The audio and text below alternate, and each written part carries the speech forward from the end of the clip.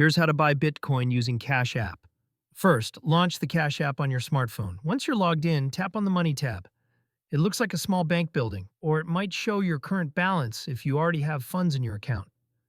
Next, select the Buy Bitcoin option. If you already own Bitcoin, this option will appear under the Bitcoin section. Then, tap the Buy button to start your purchase. By default, Cash App uses a standard order for Bitcoin purchases. If you want, you can tap Change Order Type to switch to a custom purchase order or set up Auto Invest. But if you just want to buy Bitcoin immediately, you can skip this step. Now, enter the amount in dollars that you want to invest in Bitcoin. Then tap Next.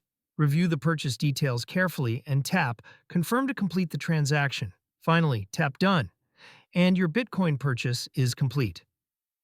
You can check your Bitcoin balance anytime in the app. With Cash App, buying Bitcoin is quick and secure, making it easy to start investing in cryptocurrency directly from your phone.